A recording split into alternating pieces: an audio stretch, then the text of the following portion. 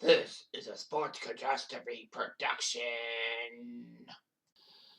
Hey there, how there, ho there. It's Jeff Cutter. I've been welcoming you to another Sports Catastrophe birthday boy. There is no on this day for May the 22nd, unfortunately. But anyway, this birthday boy was a legend. He was 59 when he died in 2005. Now, I know if you'll be thinking, wait a minute, don't you usually have a living person? Well, I couldn't find a living person other than Novak Djokovic, and I didn't last year. Anyway, this guy was from Northern Ireland. Never played in the World Cup because Northern Ireland wasn't really the world beaters in the 1960s and 70s. He played a lot of his career with Manchester United. He was a skilled dribbler. He had his finesse and playing style. He became European Football of the Year in 1968. He was a genius, helping Man U out, winning 2 First Division titles and the European Cup. Unfortunately, though, he got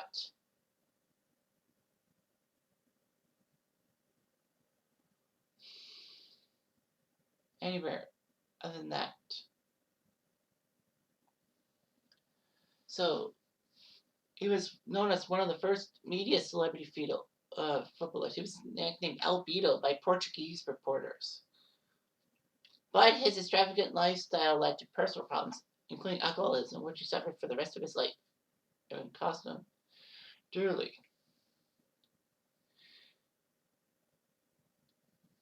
He was only 59 when he died in 2005. But anyway, he was gifted, and at age 15, a Manchester United scout by the name of Bob Bishop found him and said, "I think I found you a genius." Best became homesick, and went back to Northern Ireland. However, he was convinced to come back. He was actually an amateur because English clubs were not allowed to take Northern Irish players on as apprentices. He was an errand boy and all that. And he made his first division debut at age 17 in 1963 against West Brom. Then he was back in the reserves. But on his second appearance against Burnley, he scored. Manager Matt Busby of the Busby Babes fame kept Best in the team. And by 64, he was looking okay. He kept going and going and going and going.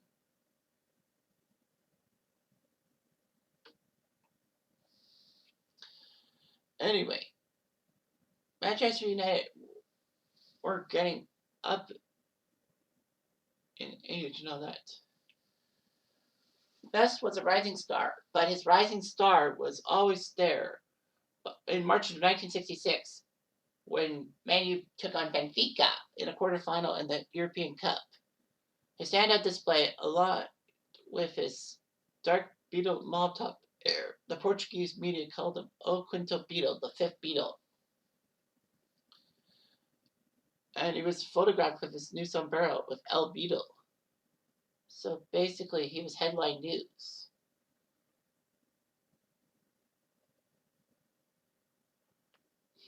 Georgie Best would play his heart out. He got Man U the league title in 1967.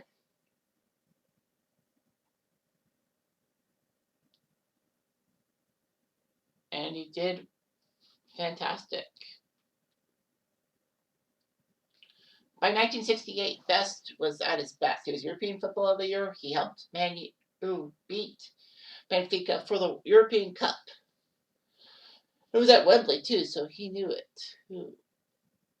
So he knew what to do with the ball and all that. Age 22, it was just amazing. He was made to be the holy trinity of Manchester United. Best, Law, and Charlton. So we got Dennis Law, Bobby Charlton, and George Best for the holy trinity. Unfortunately, the club faltered in the top division. All that.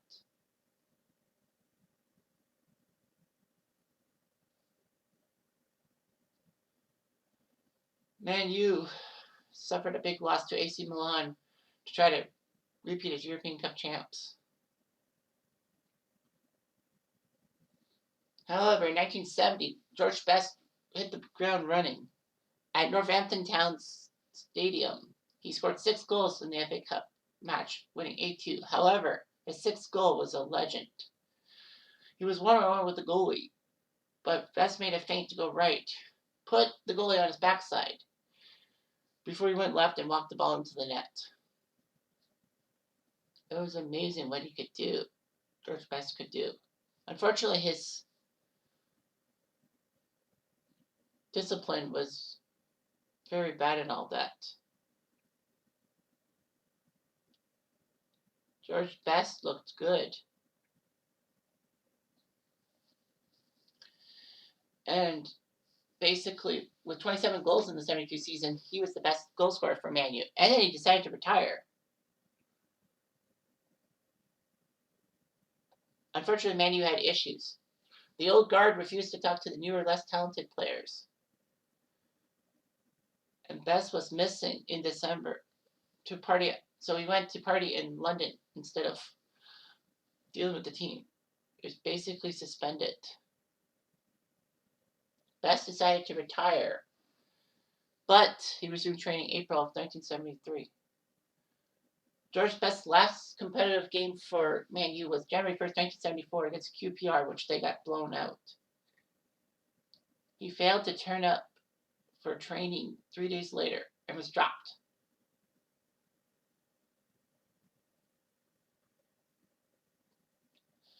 Unfortunately, Best's decline was in line with Man U's decline, as Man U went on to suffer relegation to the second division in 1974. And irony of ironies, Dennis Law scored the goal that sent Man U down while he was playing for Man City.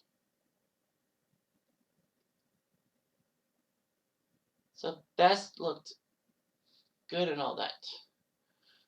So after Man U, he didn't stick around too long with the club. He played competitive matches in the South African League. And then he went to play for Stockport in the 4th Division in 1975, only playing 3 games. He had a brief spell at Cork Celtic. He played for Ireland and all that. He would only play 3 league games. He left the club and then went to 2nd Division Fulham. He had retained his skills, which was good and all that.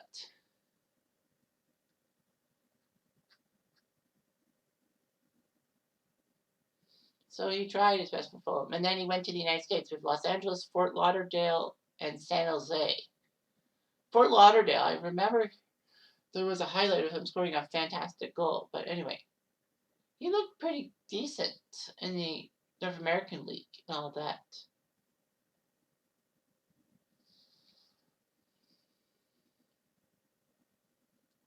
And then he went back to the UK to play for Hibernian in Scotland. And it looked like they were going to drop from the top division in Scotland. Best was signed to a pay-per-play basis. Now that the gates increased dramatically, attendance quadrupled, but Hibernian dropped.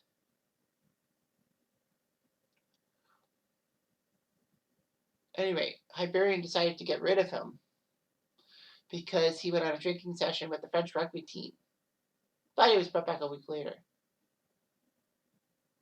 He would play for Scone Thistle for 20 minutes. That got him enough money to pay off his income tax bill. And then he went back to San Jose and Hibernian. Unfortunately, times in the United States had him as his off-field demons got to him again.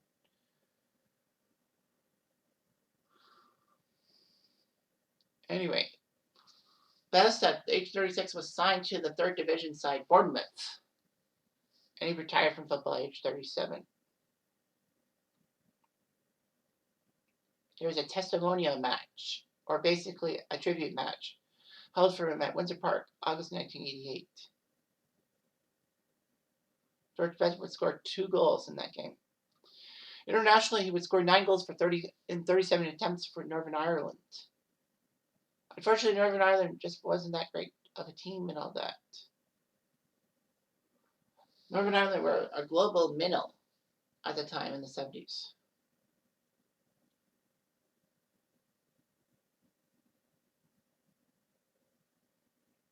It was amazing. Best was actually considered briefly by Billy Bingham to bring Best to the 1982 World Cup in Spain. Northern Ireland qualified at age 35, but at the age of 35, his football skills dulled by age and drink. He was not selected for Northern Ireland. And I believe Northern Ireland has not been to the World Cup since 1986. So anyway, he had the style of play, but his personal life just ruined it. Well, he was a shy teenager in his early years at Old Trafford. And then he has long hair, good looks, and extravagant celebrity lifestyle. He did marry Angela McDonald James and had a son, Callum, but they separated in 1982 and divorced in 1986. He married someone in 1985 and then divorced in 2004 with no children. His second wife said that Best was violent towards her in the marriage.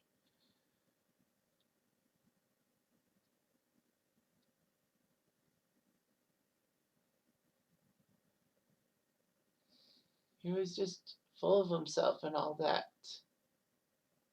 George Best is in the FIFA games as a legend and all that. He was stylish and all that. His alcoholism was terrible. It led to numerous controversies and especially his death. In 1981, he actually stole money from a woman's handbag to fund a drinking session. Well, Best got a 3-month prison sentence for drunk driving, assaulting an officer, and failing to answer bail. So basically, he was spending Christmas in F84 in prison.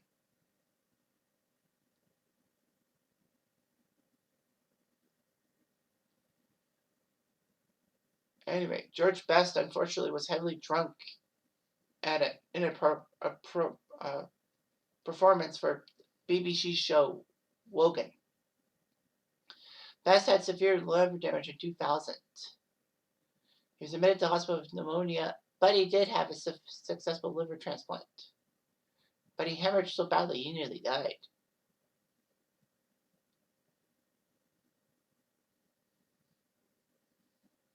So anyway, unfortunately in 2003, he was spotted openly drinking white wine spritzers. And in 2004, he was banned from driving for 20 months. Unfortunately, Best continued to drink, even though he had a liver transplant. Unfortunately, he suffered a kidney infection caused by the side effects of his drugs he had to use to prevent his body from rejecting his transplanted liver. And in November 2005, he died of lung infection and multiple organ failure.